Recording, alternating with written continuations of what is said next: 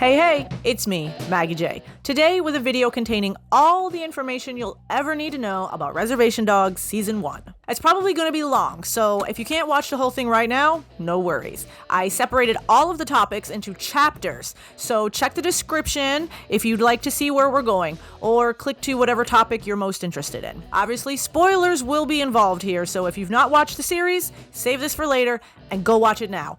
That is in order.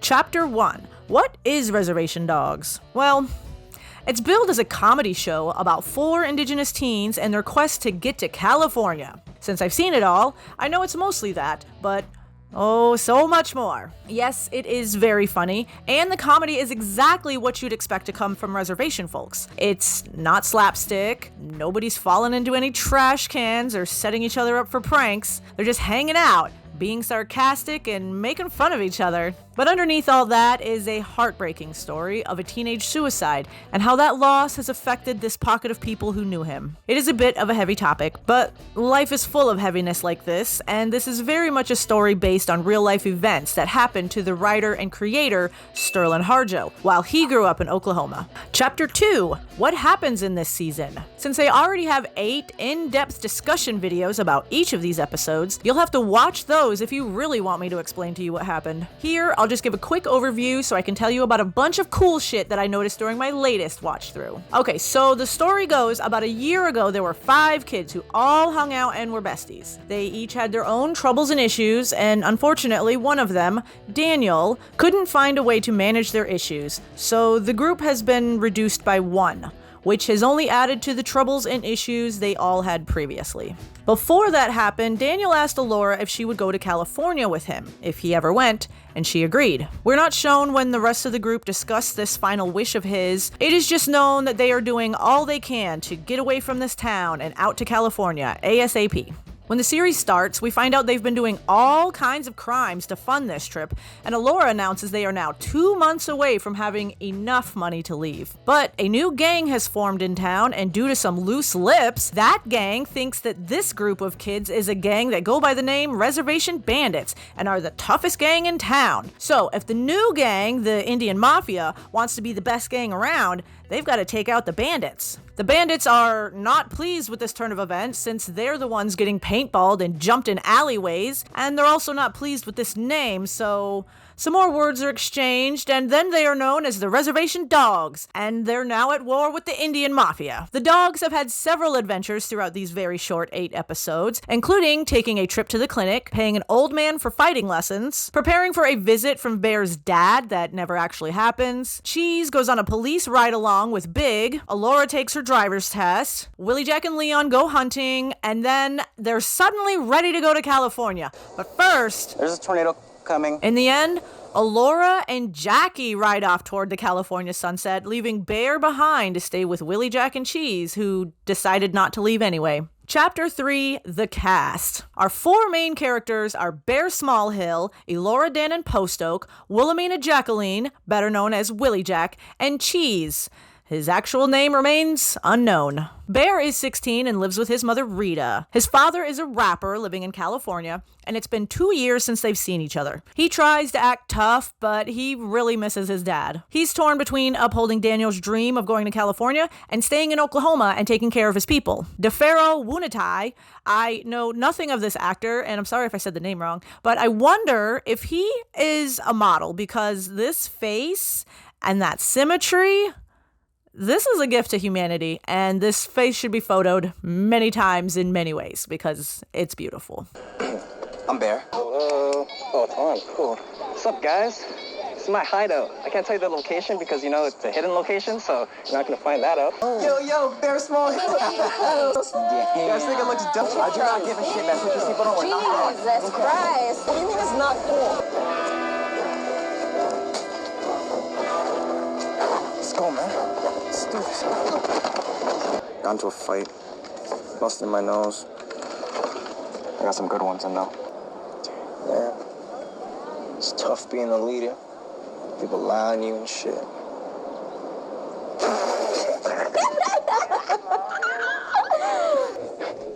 You think you're the only one who thinks about Daniel? You think you're the only one who stays up at night fucking thinking about him? I think about him all the fucking time, man. I think about him when he was alive, and you can't stop thinking of the fact that he's fucking dead, bro. It's a difference. Shut the fuck up, crazy little fuck!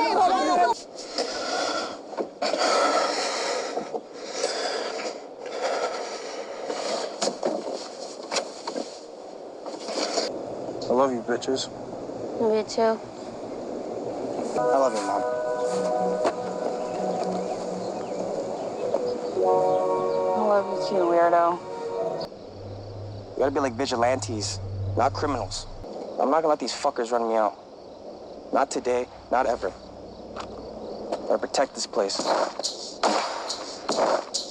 And Laura is also 16. She's lived with her grandmother since her mother died when she was 3. She mentions that her grandmother doesn't really talk to her anymore because she's too much like her mother. Without anyone to make her feel loved, she is the one most desperate to get to California, to escape this town full of people who can only tell her how much she's like her mother and then pity her. I identify with her a lot because I spent some time living with my grandma, and I had my mommy issues for a number of years, and I could not wait to get away from the reservation. So I understand a little bit of her motivation. Devery Jacobs brings such dimension to this role. I love watching her face because she's so genuine. You can see what she's feeling, like right there. I guess that's just good acting, but it's not as common as you would think in a place like Hollywood. Luckily, this is Oklahoma. Standards are higher.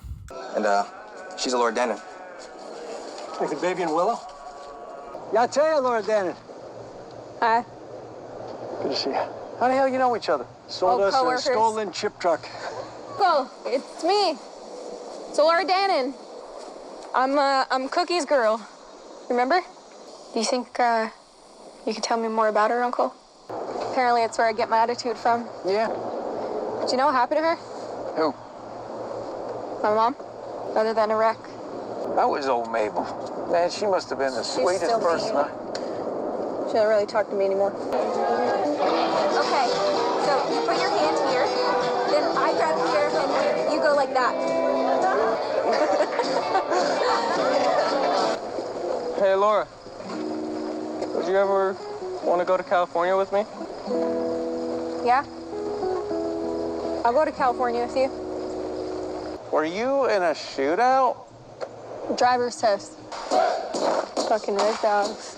Willie Jack is 15 and lives with her parents, Leon and Dana. She appears to be an only child and has the most self-confidence of anyone alive, without being a jerk about it. She swears like 5 sailors on leave, the same affliction that I suffer from. Throughout the show, she is the one who I think most embodies Indigenous culture. Her accent, her facial expressions, how she points with her lips, how she wears her hair, and her accessories that she chooses, that cowboy hat. Her style of dress kind of looks like she got dressed in a rush in the dark, but she doesn't give a damn what anybody else thinks about it. She kind of reminds me of my daughter, except my daughter refuses to wear hats. That's Willie Jack. So. Settle down. It's me and the boys. We just want to buy some beadwork. So shit ass. 1 year without you, douchebag. Cheese got shot in the head the other day. I wish you could have fucking seen that. Don't even say you're sorry right now. You're gonna make me cry. Wreck my war paint. Oh, yeah, I think it's so sick. I don't care what you think. And don't be eating 2 of them and telling me you want your money back. Hell no, not an owl. You want me to shoot them? California, here we come. 100. Nobody cares about res dogs. Fuck. Only the white man can save you now. Quit spending money on Hushwa art. Guess I'm the leader now. You wish. Fuck, Spoden.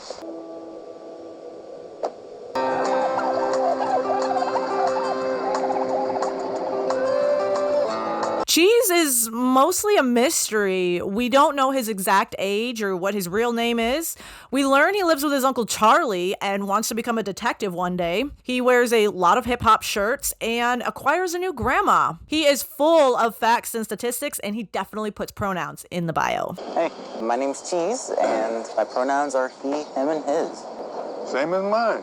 Me and my friends are moving to California really soon. Must be a light horseman, isn't it? A detective, really, but I guess you gotta start at the bottom. So. Yeah. What kind of gang was both red and blue? Why not just wear purple? Hey, can I spray him with mace? He just threatened an officer. See you around, Chapon. Au revoir, as they say in Germany. And you got mustard on your face. I got shot. Mustard gun. Just start reading from the top. P. It's not a P, Jesus Christ. But I don't have any diseases. I just wanted some chocolate. Grandson? And there were times when there was nothing but What are you time. doing? It's my grandma. And that was no fun. I have to tell you something.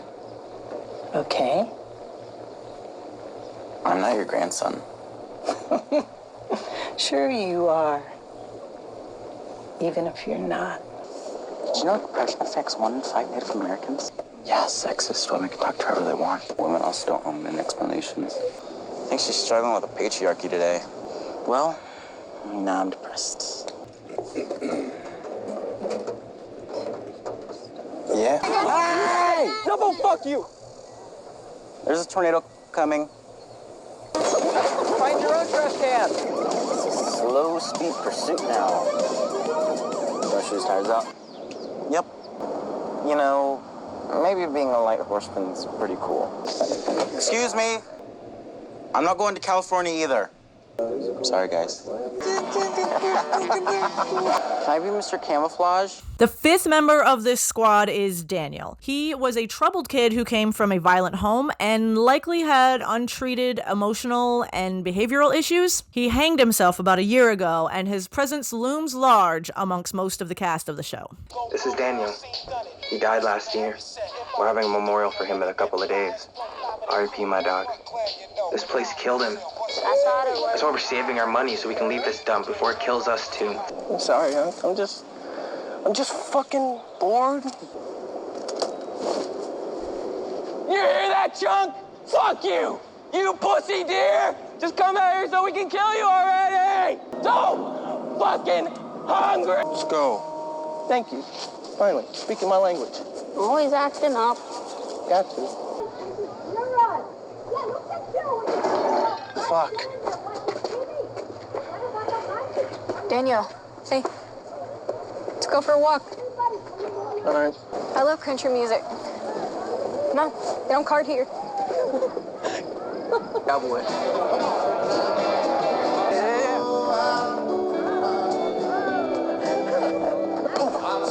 Be careful there, son. Careful. How about go fuck yourself? Fucking honky-tonk Hey. bullshit. Daniel, what are you doing? Going home? Home's that way. I can't go home. So I'm just gonna walk around. You sure? Yeah. Uncle. It's me. Nephew. What the hell are you doing out so late? Just, heading home. Running around like a savage. Gonna catch your death of cold. All right, turn around.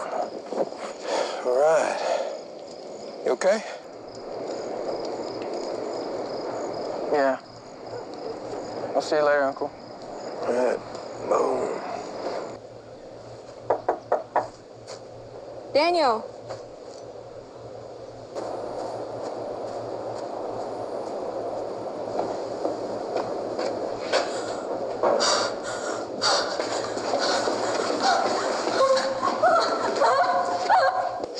What's up, shit ass? Barely miss you, man. About to take dad hunting. My bullet goes straight, bro. I haven't seen this one. You can take it if you want.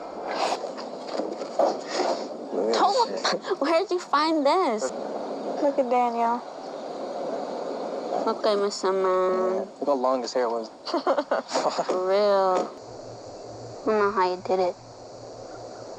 Maybe you didn't know, but I'm not mad at you anymore. Watch over us. Love you, bitch. Supporting characters include William Knifeman, a spirit, a vision, a hilarious dude that has been tasked with getting Bear on the right path, so he'll take care of his people. He makes several appearances, each time making even more noises than before, and it gets funnier every time.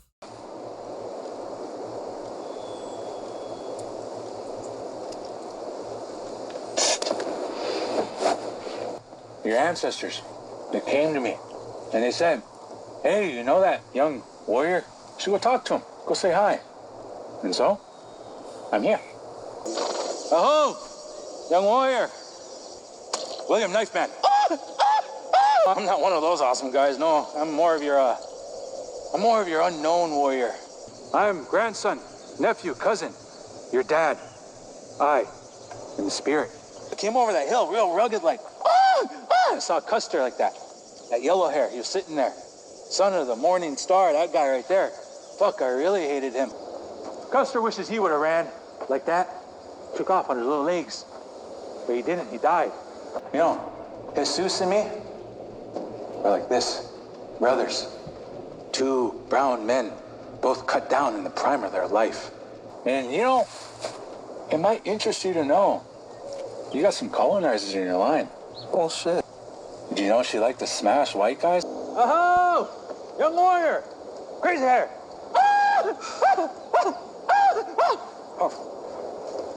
California,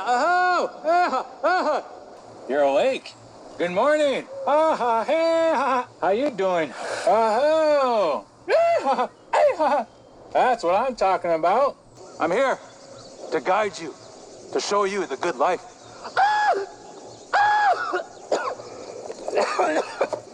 I don't know if you realize this, but I'm called here by the fear in your heart. Oh, hey, slow down there, cowboy. I don't got any answers. Only questions. What are you gonna do? What are you gonna fight for?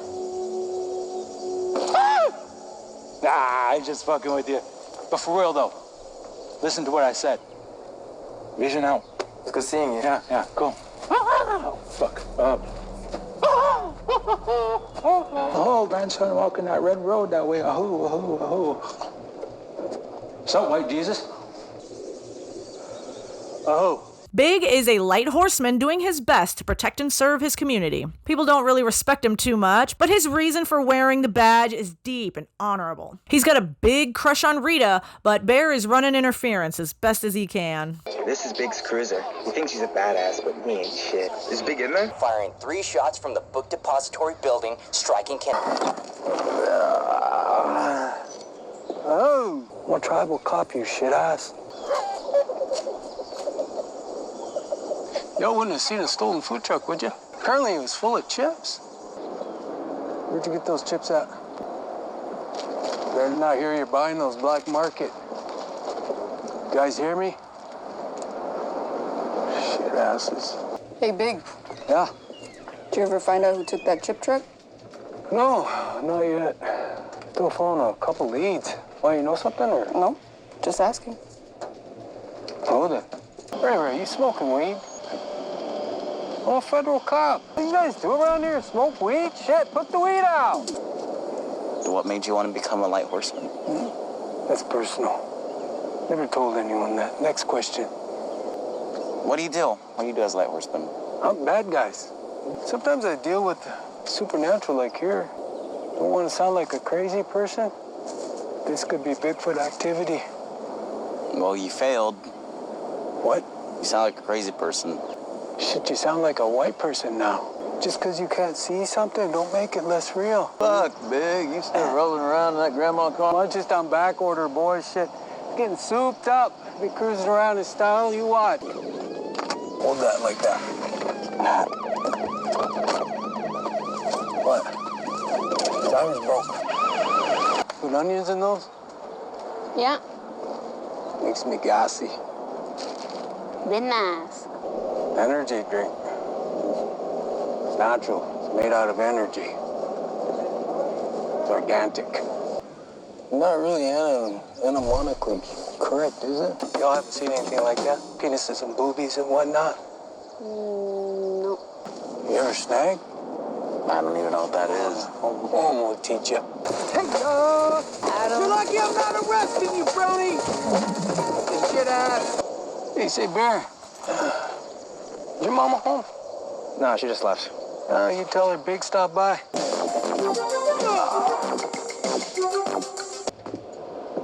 Hey, found that video. Look at those shadows right there. You know that stage?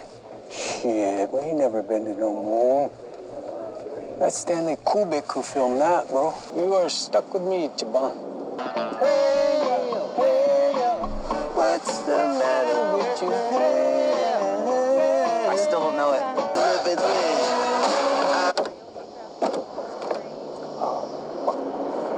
God damn it.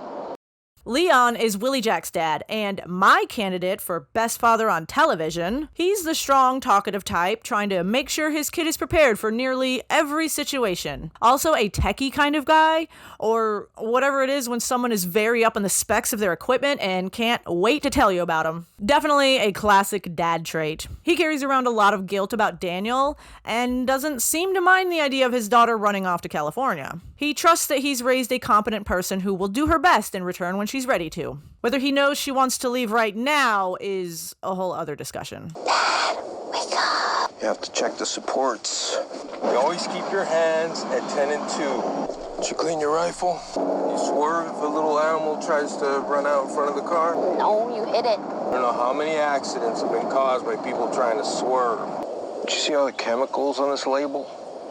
You shouldn't put that on your face. Probably get some kind of face tumor from it. MMA, no, too many bodily fluids. Get like a brain injury. Got a laser jet copier, quad nozzle copper tip. Runs on an independent Future Tech CPU. Probably wouldn't understand it anyway. What's this? Trunk. Where did you get this? Printed it off your laser printer. Okay, first off, you're not supposed to be using my laser printer. Oh yeah, it's one of those expensive ones, man. You know, basically what they shot the Titanic in, you can shoot the Titanic in that. 37,000 megapixels. You know, if you go, you're not gonna be able to do weird stuff with your friends anymore. Why didn't you ever leave? Nothing out there for me. Everything I want is here. My family, my friends. But it's fun here. There's things to do here. You know, eat catfish and walk around, and you can ride your bike and, you know, just walk around and look at things. You know, people leave here all the time. They come right back. Because this is where their people are. This is their home. But, you know, if you need to leave, I'm here for you. I'll always be here for you. Is there any hunting in California? Not unless you're hunting Cardassians or something like that. Fuck that. I just always believe, tend to my own garden. Let everyone else tend to theirs.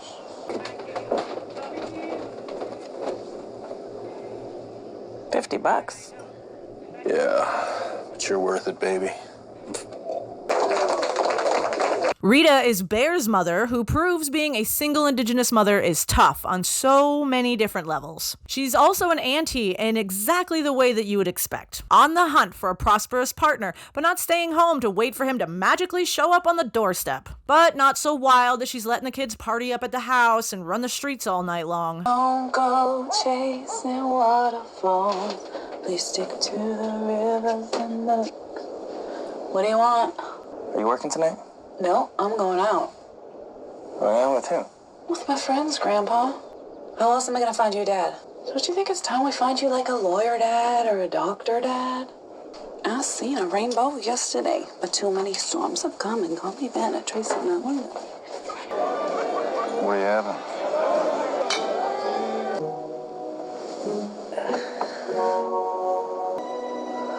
Fuck yes. He's rich. Did you finally snag yourself a doctor, Dad? You are a strong, Indigenous woman. You don't need a man. Although I am tempted. There we go. Is that a Confederate flag tattoo? With feathers on it? I was a big Skinner fan. I mean, I still am. As for the feathers, I just love Indians. My best friend is Lakota. Text with daily. You know, I've always been most attracted to Native women. Dear, you must try the lemonade. What is that herb you put in there? Some sort of Indian herb? Mint.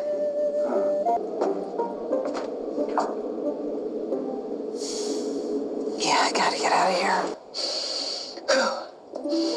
Keep it together. Keep it together.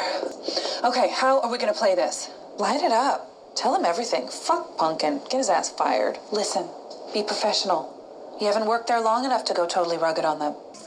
Pumpkin, fuckface. You can't surprise a kid you haven't seen in 2 years. Why don't you take your successes and send some money to your son? Hey, La. You better not let him down again. We're Indian women. We have to deal with reality when they go off and play. And at the end of the day, we're the ones who have to make it work. Bear, your dad does something you think is really cool. He's charming, and yeah, he can be really funny. He's your dad, but he is not a father, and he never will be. If you don't want to deal with this anymore, I will cut him off. I will cut off all communication, and he will not be welcome here. Tell me what you need. I love you, Mom. I love you, Bear. Pumpkin Lusty is Bear's father. He lives in LA. His lifestyle is obviously not glamorous, but he puts up a good front over the phone. He is all talk, no show, and breaks Bear's heart by not coming to see him.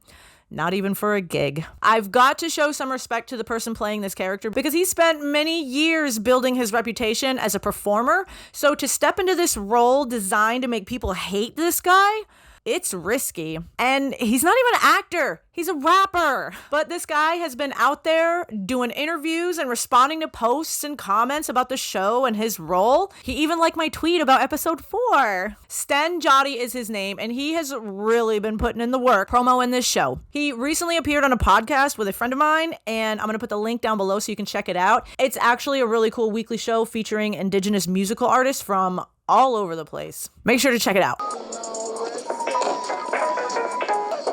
Yo, what's up? Why didn't you tell me? Why do I gotta hear it from my work? Damn, y'all talking about me at Red Lobster? Hey, since you called, mind if I stay on your couch? I look forward to seeing Bear. You know, like the old days. Watching Godzilla. Yeah, I got Bear a little something too. Hey, real quick again, how old is he now? Man, always acting stink. For my son. Wish I had some of them when I was his age. How old is he? Like 14, 17, something like that. What's up, Dad? Fuck, little man. Something came up. I'm at the airport now. Flight was canceled. Sir, is there any way I could rent a private jet? Hey, private jet's all booked. Fuck, man, I'm sorry. I'm trying to get a flight. But shit's too late now, man. Yeah, man, I'll just go ahead and book another flight. I'll probably just come on out. Probably like a week. Okay. I love you, Dad. All right, man. I'll hit you back soon. Kenny, a man with a salvage yard and an eloquent, majestic way of speaking. I don't think he's native, otherwise he'd pick a lane as far as which tribe he samples his phrases from, but I like his character. Unclear if he is a meth head or just employs a bunch of them. Kenny Boy's waiting for you inside his office. Russell said you're good thieves. Best in town. It is a small town. Scrap. You keep saying scrap. That's derogatory. It's got a negative connotation. This is a salvage yard. Have you seen these little sculptures? A two-dicked copper sculpture. No, I have not. Sadly, copper is not our forte. What is it? Be free with your words. Let there be no lies between us. We do not want riches. We want peace and love. That's a quote from Red Cloud. Oglala Chief, real warrior. That's hello in Dene. I mean, actually, it means it is good, but I go with hello. You can get this done in an hour, right? Well, we can definitely start it, make the effort. Hoka hey. It's Lakota, for 'tis a good day to die. You're in Lakota? Nobody's perfect. Oh, crazy Kenny. I always said you could make it as a stand-up comedian. Too many joke thieves out there. I'm not gonna do that. A funny thing about time, though, no one knows why we only experience it in one direction. So the war pony is done, and we also fixed your rear view mirror. And we'll also take 20 bucks. Plus, yeah, about 40. Is that what your heart says? That's what my heart says. Well, then, that's enough. Walk in beauty, my friends. Now what happens is you just get up and walk out now. You stand up and you just go. You just get out. Ansel, Kenny's underboss and maybe nephew? I can't remember. I call him Kylo Ren because I feel like he's got an inferiority complex with a dangerous side. And he looks a little bit like the great value Adam Driver. A little bit. He claims he's native in the first episode, but I'm not sure if that's true or if he's just trying to find something to say to Cheese. He's got a bit of a problem of talking too much, so he's likely mostly full of shit. I'm a Native American. You want to follow you? Right. That's solid. That's your cue. Get it? Because I cue. Yeah, we get it. Okay. No, it was over there by the cockfighting ring. Copper. Kumite!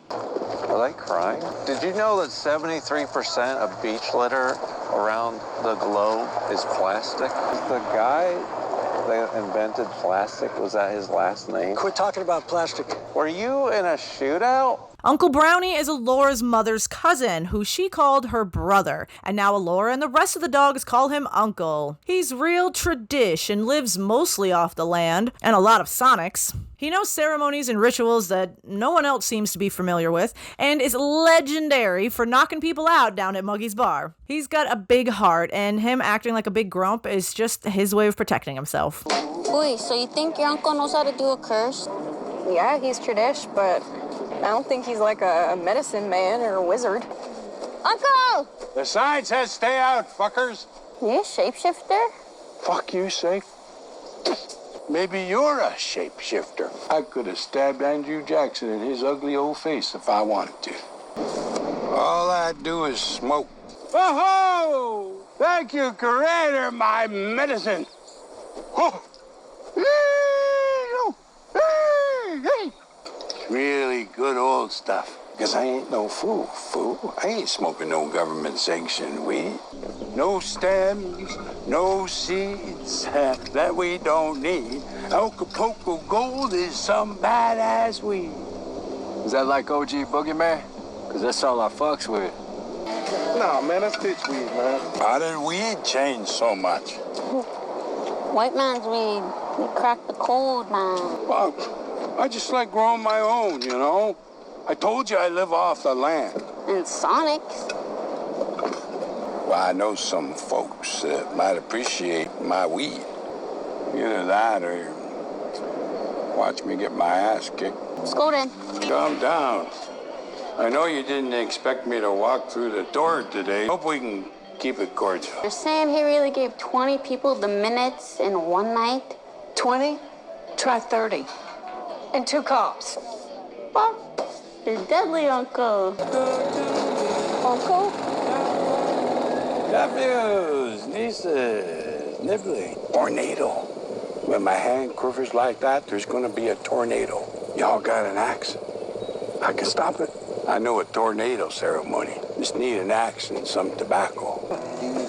You don't know the powers I got. I can flatten your tires with a single whistle. Watch out. This is not the time to be prey to the white man's God. My medicine is strong today. Ah, yes! Goblin Galactic! Oh, yes! Goblin Galactic!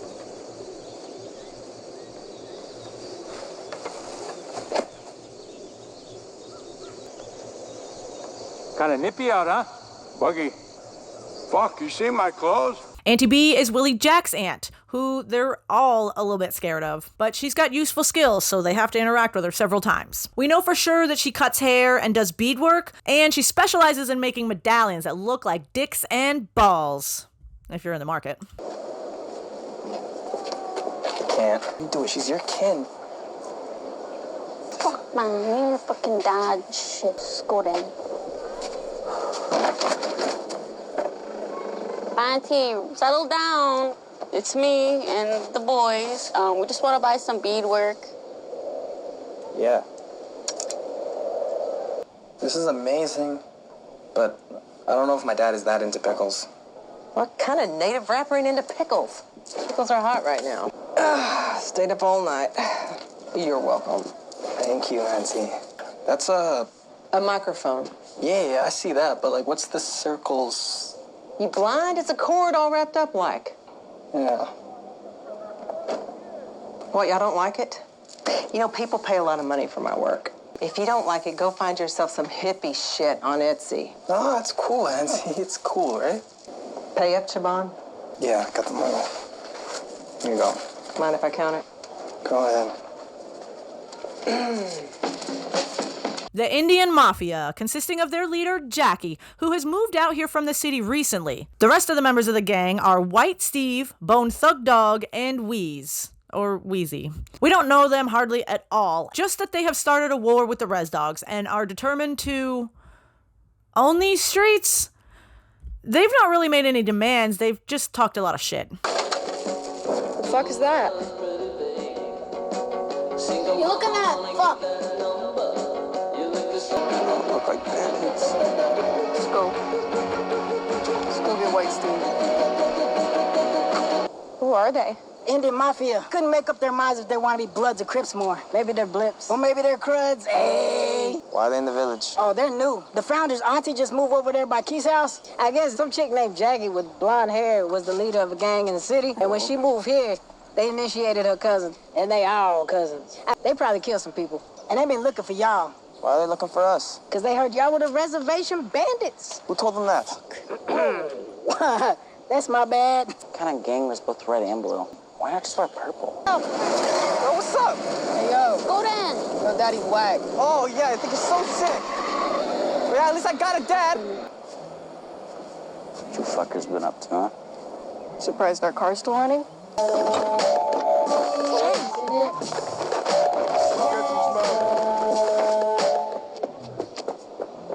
Yeah, man, you fucked up my uncle's car. I actually had to hassle a lot for the insurance rates. White Steve, fill that bottle in. Let's make some whole grain.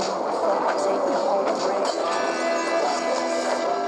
What's wrong, little Res Dog? You scared? No.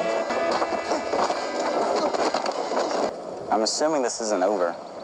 Yeah, straight. What's up, bitches?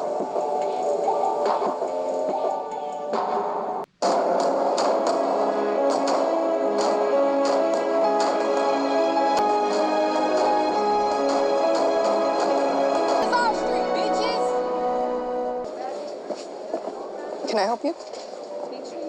Plasticware. I know you're saving up money to go to California, but I know those kids ain't as serious as you. So, when you get tired of them, I'll be willing to let you into our group. You just ganged up on my friend. What makes you think I'm just gonna jump ship? Think about it. I'll find you. This is bullshit. What? I'm fucking bored. There's nothing to do here. At least in the city, we had shit to do. Jackie, it's Saturday. You don't got no job. You don't got shit to do. Let's get high. I have a job.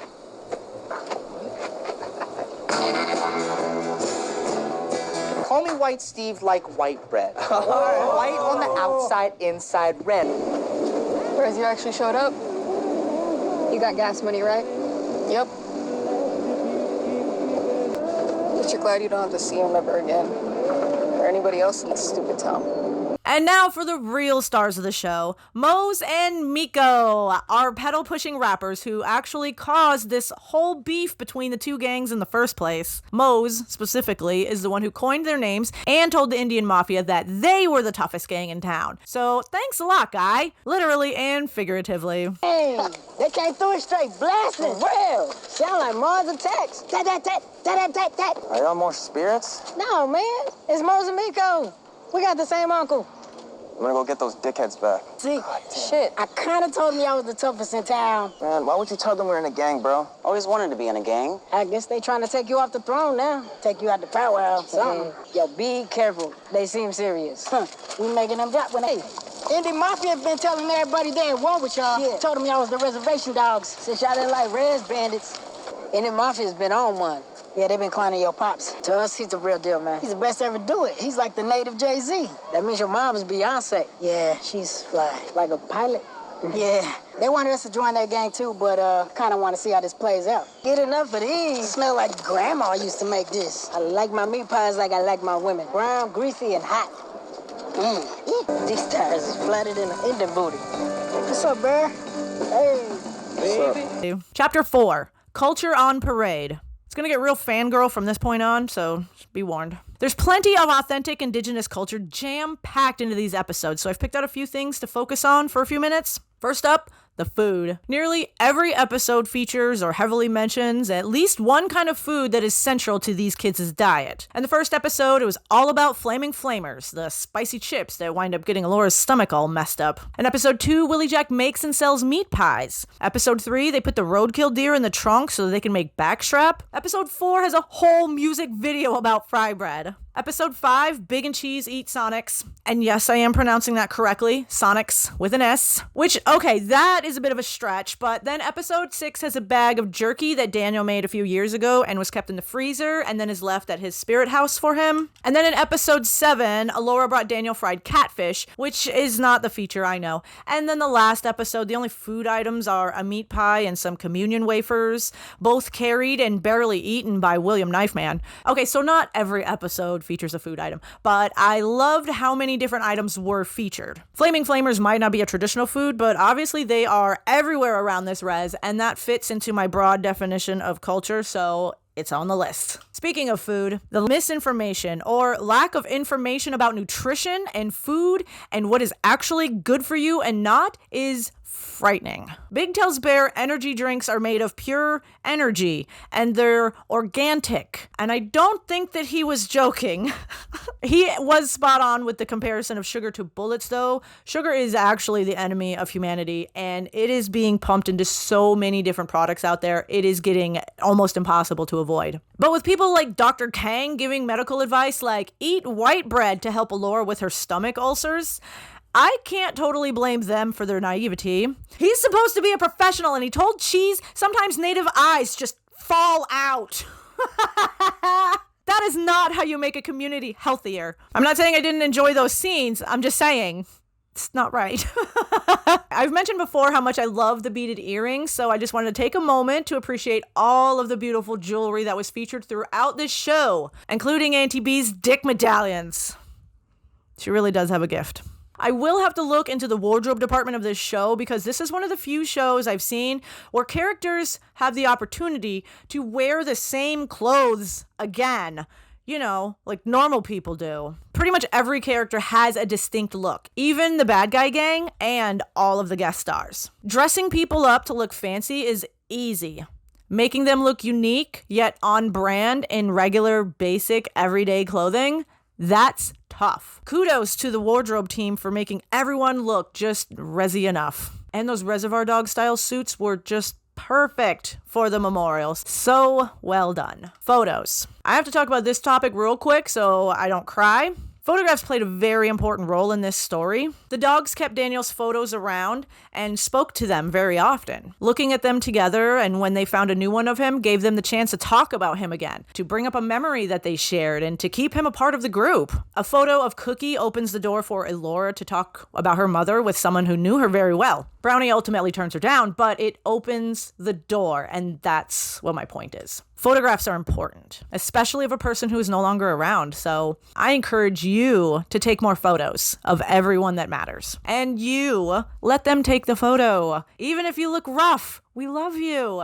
Take the photo. Especially of the person who is always behind the camera. There's never enough photos of that person, so whoever it is, probably your mom, take more photos of her. These last 8 episodes, and if not the last 2 years, have proven life can change pretty quickly. So don't be left with only 2 photos of someone who means so much to you. Legends and lore. I hope I don't sound disrespectful by phrasing it that way. I'm just not sure what else to call these stories, like about the deer lady and the tall man. I was unaware of these stories before the episode, but I love the inclusion. The deer lady was mentioned in episode 1, and it makes 1,000% more sense now why Big was so serious when he brought her up. I'm not totally sure what the whole story is with the tall man. The internet say he's like a guardian of the forest, but older articles say he can also appear to those who are grieving, which helps me to better understand Willie Jack's telling Leon that the tall man could have been Daniel saying goodbye, because the appearance would have been the morning after Leon had saw him last. I hope for more inclusion of stories like this, because if it's one thing I really like, it's good stories. And if it's another thing I really like, it's passing down your cultural stories to another generation. Chapter 5, How to Fight.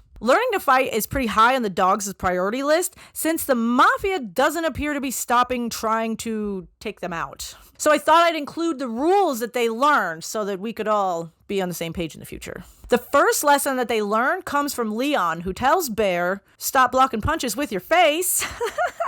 Later, they hire Uncle Brownie, who gives them a few more rules. 1. Two. Be patient. 3. Always be ready. 4. Strike first. 5. Aim for the back of the head when you punch someone in the face. That's how you knock them out. 6. Warriors don't pick fights. They protect and provide. 7. It takes time to become a good warrior. 8. Sometimes you're gonna lose, but you get back up and you try again. And 9. An unwritten rule that I added myself. Don't do meth unless 30 people are trying to kill you. Can you give me any fighting tips? Yeah. Stop blocking punches with your face. You gonna teach us how to scrap or what? Yeah, what's some fighting lessons? The first training is patience. So, like, are you gonna give us any fighting lessons?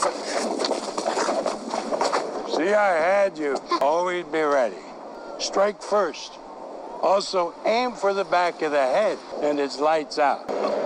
You listen, you learn. A warrior has to take a beating sometimes. That's how he gets stronger. Well, that's how indigenous people teach. We ain't like white people. You just get a book and then you're supposed to remember something. You know, it's all about getting back up again. You listen, you learn. Oh, there! I'm teaching you to be a warrior by being a warrior. Ah! Told you. You gotta be ready.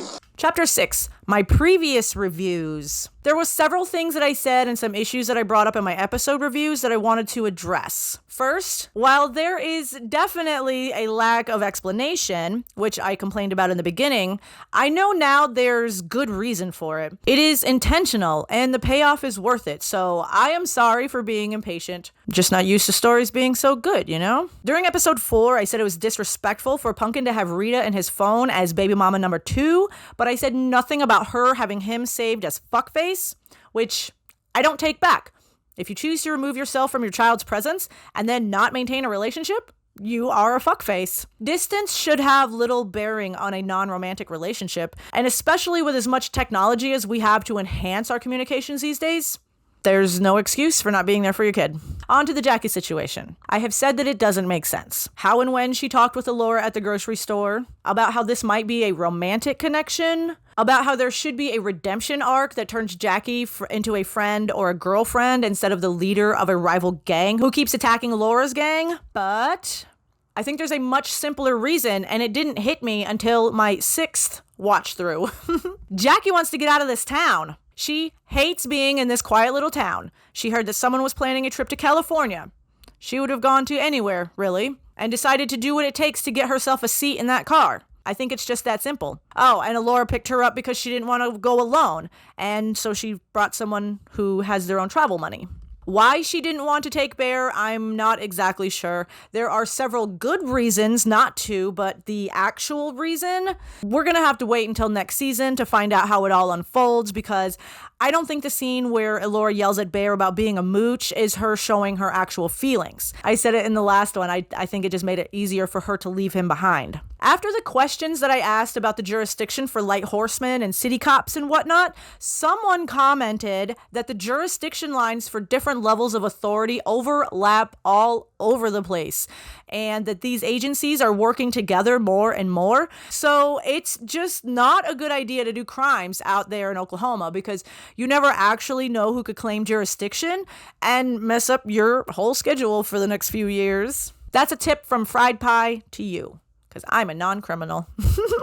In the hunting episode, I said the people standing in the cemetery were the relations of Willie Jack, the ones buried there in the cemetery. But I think that I am wrong.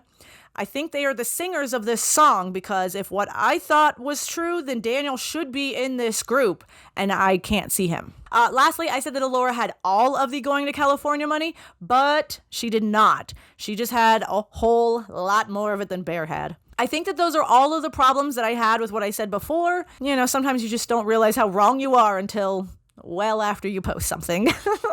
All right. Chapter 7, questions that I still have. Starting from the beginning, I kind of have a lot. Mostly they don't matter. Just curious if I'm alone in these wonderings. In episode 1, we see that Willie Jack has to dive onto the truck because she can't get the ramp to roll back up into the truck. Later, she is sitting on the motorcycle in the front yard and has all these bruises all over her leg. I know this likely wasn't filmed in order of how we see it, but I noticed it and wondered if they were connected because that is real dedication to the shot. Why does Kylo Ren act like he doesn't know who Alora and Bear are when we see that he has bought copper from Bear and Willie Jack before? Was this man at the clinic named Fixico before he started selling homeopathic remedies? Or is this the name that he's acquired since he sells stuff to fix you up? Why does Dr. Kang stay in Oklahoma? He is miserable and arguably not that great of a provider, so why doesn't he leave? Why didn't the dispensary card the kids when they took Uncle Brownie inside to sell his stash? Are you serious that there is only one bead worker in this town? And all of their pieces are dick-extraordinary? What the hell, Oklahoma? I know y'all have some powwow people out there. You kids need to expand your circle. Was Bucky actually reading up on string theory before he fell asleep on the bench? And is it just coincidence that a book on string theory is on Kenny's desk at Burgle Cuts? That's deep meta on that one. About the deer lady. In 1984, she attacks the guys in the convenience store. Is that because that they were going to hurt Big? Or because they were going to hurt her? Which I don't know why she would have put herself there. She doesn't need Twinkies and jerky for her road trip, does she? Unless she was there to watch out for young Big. One more deer lady question. Or maybe just a pondering. The deer lady says that she went to school with Big's grandma when they were both young. So I wonder if the deer lady is a woman who is born and lives like just an extra long life. So she has these experiences as a young woman and then, on through until she's an older woman. That would be interesting. When Alora and Bobson go to the salvage yard, Kenny blurts out he knows Alora because she sold him a stolen chip truck, which Bobson takes as a joke, but why be so forthcoming with this information? Are you showing off for your high school friend, Kenny?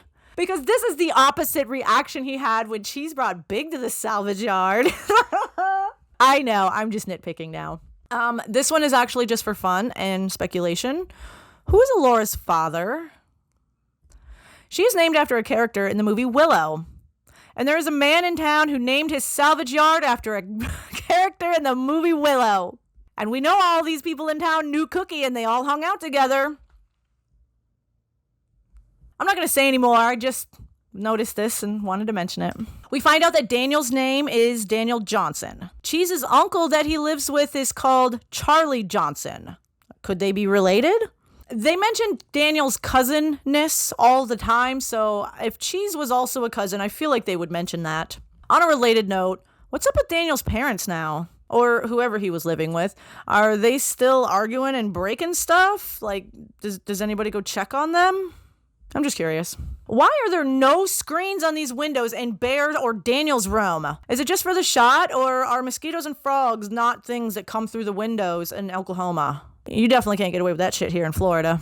There's way too many creepers and leapers and flyers in this swamp. Is this real hail in this shot? I mean, I know it's probably impossible to time and plan and capture and all that, but this shot looks really good. And this is not digitally added hail. This looks like real hail. So amazing job, guys. Why didn't Alora or Bear have any kind of reaction to Cheese announcing he wasn't going to California? The only one who responds is Willie Jack, who cheers, and her mother, who looks confused, like she didn't know that was a thing he was planning. I know they just had a fight between them two, but they just lost another member of the travel team, and they have no reaction. I'm disappointed in them. Also, who leaves for California on a Saturday night? Children, obviously. But my first, last, and ultimate big-time question of all, Are they really not aware of the issues they're going to face trying to be 15 and 16-year-old runaways trying to get settled in California? It's probably one of the better places to go as far as minor autonomy for a lot of aspects of life, but I doubt they are so eager to become part of the homeless youth living in Alora's grandma's car. And whether they go to social services for help or get tangled up with the police, both of them are going to contact their parents immediately. Maybe I'm just being too much of a parent to accept this storyline from a comedy show, which happens a lot. I expect too much realism, but in this case, I know the highs and lows of this trip will become part of the plot for next season, so it's not like it's ruining me from continuing watching this show, because it is awesome and wonderful, which brings me to my next chapter. Chapter 8, what I love about this show. From the writing to the characters to the look and feel of the sets and all of the details that went into creating this entity.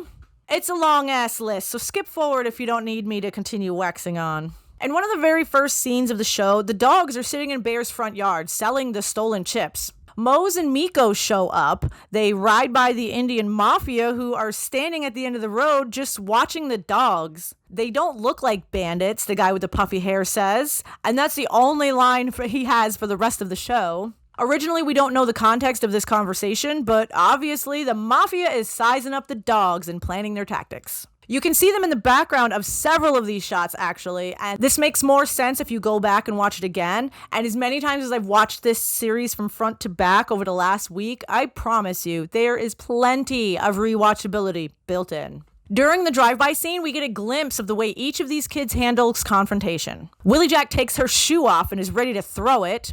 Alora kind of waits to see what's going to happen, then eventually hits the ground. Cheese immediately turtles up and waits until it's over. Bear is over the top with his dramatics. Little details like this really prove everything in this show is on purpose. It's going to be really hard for me to review other shows after this masterpiece. Periodically, these kids use hand signals to talk. Thankfully, they give us captions for these gestures. Otherwise, I'd be lost. I admire inclusion of things like this that shows that these people have known each other for that long of a time. At the abandoned building, after they got shot by the paintballs, Willie Jack asks if Bear's depressed. He says no, but she says depression affects 1 in 5 Native Americans. Coincidental that 1 out of 5 of them is no longer here? Probably not. Also at that building, there's an open box of lactose enzyme, which is used by people who are lactose intolerant. Fun fact. Nearly 80% of Native peoples are lactose intolerant. So if your belly gets sore or bubbly after you ingest milk or dairy products, maybe look into that if you're of the blood. Chances are high that you've got a bit of intolerance. At the end of the first episode, Big is checking out those catfish parts in the football field and he locks himself out of his cruiser. At the clinic, nearly the whole front wall is covered by a mural. I have a bit of an interest in murals, and especially those that depict historical events, because if the artist is really good, there are plenty of relevant details included in the depiction that can tell a more in-depth story even decades after its creation. This mural at the clinic looks like some covered wagon doctors are stopping to interact with the brown people of the land. I'm interested in what else is going on here, but I might have to go there to really give it a good glance. At the start of episode 2, Bear is walking alone when he gets attacked by the mafia. He is carrying 2 packs of meat in his hands, like ground beef from the grocery store, but it's like kind of early. Where did he get these, and where is he going? These questions were originally on the question list, but as I was writing it out, I remembered Willie Jack was making meat pies. And what do you need to make meat pies? Probably meat. So, okay, I figured this out and moved it to the things that I love category because the answer was right there in the episode. I just had to think about it the right way. How many more times can I point out how clever and thorough this show is? At least several more, I'm sure. I saw a lot of comments about this scene where Laura goes to the clinic for stomach problems. So many people online assumed she's pregnant, but the native audience was more like, when's the last time you used the bathroom? Did you try going to the bathroom? It's not that. It's something else. Okay. Something else. More of those cultural differences becoming apparent, eh? I originally said IMDb didn't know what her name was, but the captions told me that her name is Bev. So now that we know her name, I can say Receptionist Bev is a gem. Oh, maybe the actress is a gem, because Bev is actually intimidating as hell. But as a receptionist at IHS, she has just the right blend of authority, snark, meanness, and professionalism. I am unable to watch Rutherford Falls because I don't actually pay for Peacock, because I'm already paying for 2 streaming services this quarter, and that's not one of them. But this actress plays a role on that show, and from all of the comments I've received and other comments I've seen about her, people love her, so I'm looking forward to watching this when it comes time to pay for Peacock. Her comment about the girl with the stomach problem selling meat pies still slays after almost a dozen viewings. And then she bumps Alora up the list, so she's seen before Bear. All the points to you, boss lady. Episode 2 is the same episode we find out that all the single men around town are in love with Rita. Big, Dr. Kang, Mose, and Miko all have nothing but stars in their eyes when it comes to Rita, and she has 0 time for any of them. Don't you have some bad guys to chase? One more comment about Dr. Kang. Alora tells him to try the Flaming Flamers, and at the end of the episode, he does. And you can tell he's pleasantly surprised. Just don't eat 14 bags a day, Doc. I love how these dangling storylines often get wrapped back up. It's not necessary, it's just a sign of a thorough writer. The argument between the old people in the car at the beginning of episode 3 sounds like so many online arguments that I have read where no one wins, they're just both getting mad at each other. It's very unproductive, and these are the exact comments used by those on both sides of the disagreement, so it's another true-to-life moment. Willie Jack and Uncle Brownie get off to a rocky start. She calls him a shapeshifter, and he spits at her for putting bad medicine on him. However, by the end of the episode, she calls him Uncle and is very glad to know him. But in subsequent interactions, we still see that they're kind of like oil and vinegar. They don't mix well, but they can. And when that happens, wonderful things can result.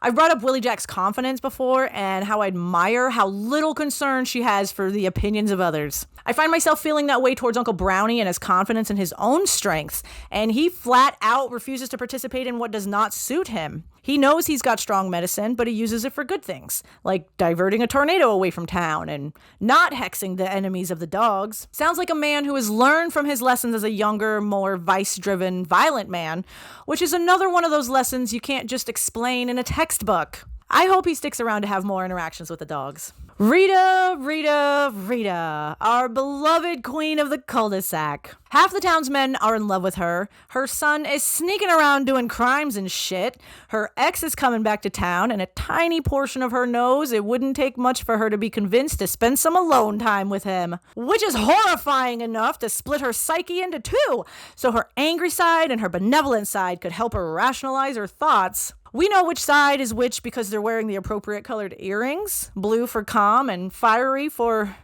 well, the fire. I love that Rita experiences these little hallucinations, similar to how her son is seeing William Knifeman. It's like she's got such a vivid imagination that this is how she thinks or reacts to stress, and her son might have gotten this trait from her. Another vision appears to her while she's talking to the racist guy of some native servants in traditional dress and him in some colonial type clothing. This scene is a whole story with just the imagery, and I don't know if there's a better way to sum up what is happening there. It's just a feeling that you get. It's the same feeling that I get when this guy says the word Indian, like a slur. I've never been made to feel this way by this word before. Until a few years ago, it was the accepted terminology. A lot of people I know still use that word, and sometimes even I do. Mostly for effect, but sometimes just out of habit. I didn't mind it when anyone on this show said it. Big said it, several of the older cast members said it, even Coach Bobson said it, but it didn't feel wrong. When this guy said it, like that, there's a difference in intonation that one can only pick up on when they take personal offense to what is being said. But in this case, I think the offense is purposeful. And I don't feel wrong at all when I say this character is a racist, even if he thinks his attraction to Native women shows some kind of admiration, because it doesn't. I'm glad we didn't learn his name, so I won't be tempted to use it as a slur in the future. Episode 4 closes out with an acoustic version of the Greasy Fry Bread song, which is very beautiful. On to episode 5, where we meet the deer lady. Fun fact, this Midnight Rider hotshot is one of the wolves from Twilight, and that is not a slight because I love those movies for many reasons. He's been acting around a bit since then and actually has a TV show in the works involving him and Big called Dark Wind, so I'll keep that on my radar for the future. If you look closely at this shot, the deer lady sticks out her thumb and this guy slams on the brakes, and right there is a stop sign that he probably blew through anyways to do this burnout U-turn, which is definitely action worthy of making him disappear over, right?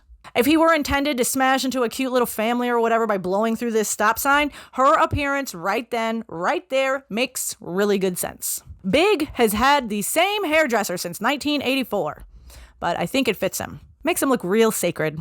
Also, I'm aware of a tradition where single men wear their braids in two and married men wear one, but I could be mixing that up as well, so ignore me if I'm wrong.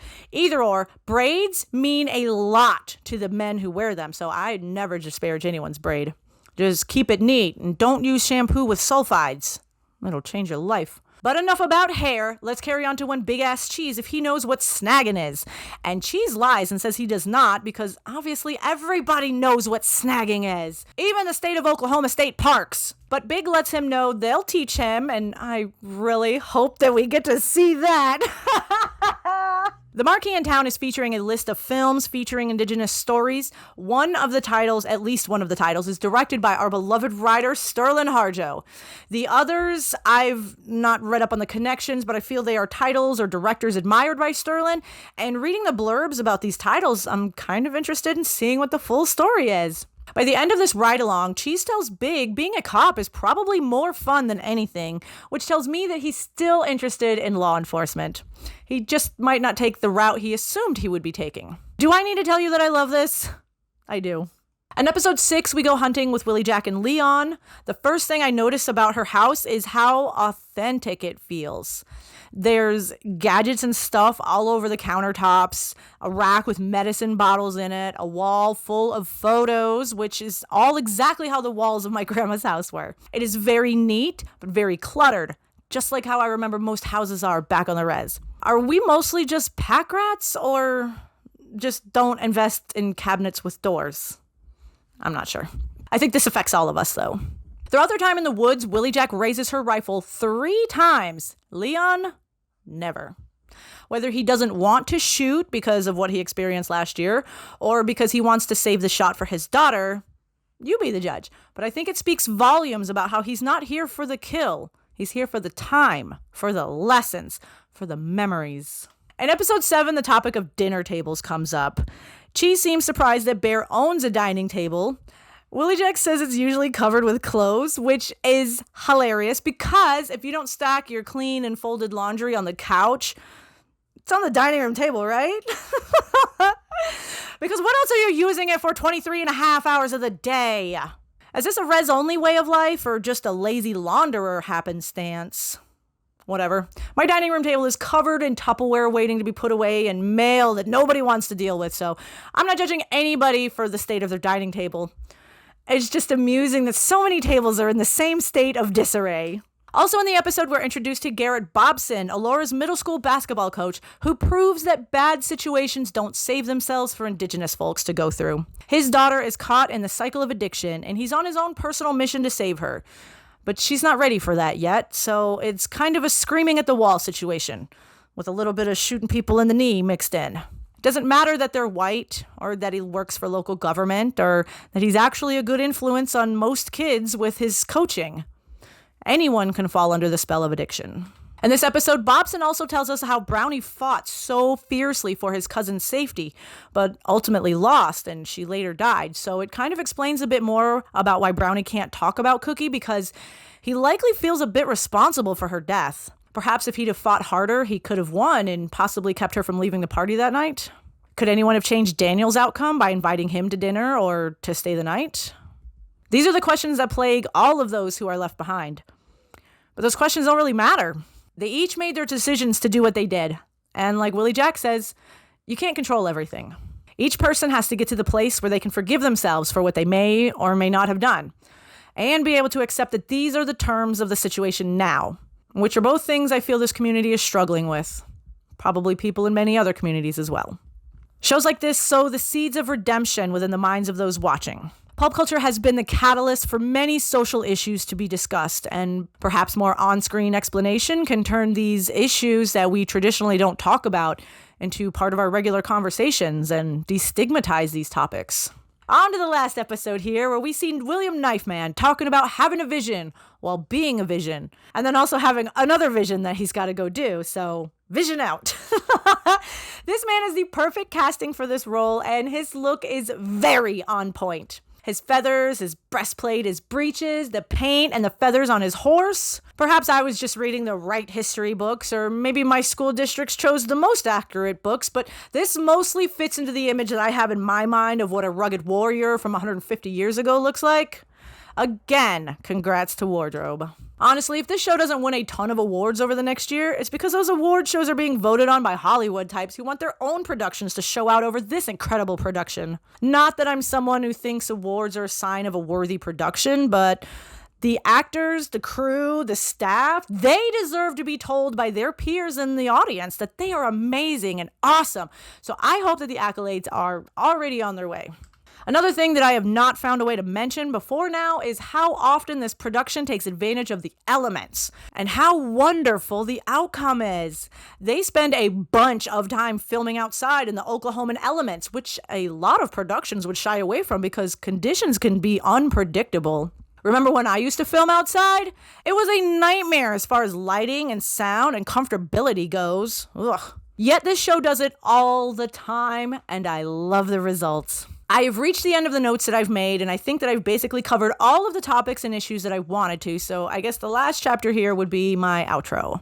Thank you ever so much for watching this. If you've made it to this point, I know you're just as big a fangirl as I am, and you should give me a high five in the comments because we are a rare breed, my friend. I hope that you have subscribed to my channel by now, or will at least remember my name so you can check back next year for reviews and recaps of Season 2 of Reservation Dogs. It has been such a wonderful journey. I am really glad we did this. Check back soon for new videos about probably some terrible things in comparison to this, but we can have fun talking shit about how bad they are. Until then, y'all stay safe out there.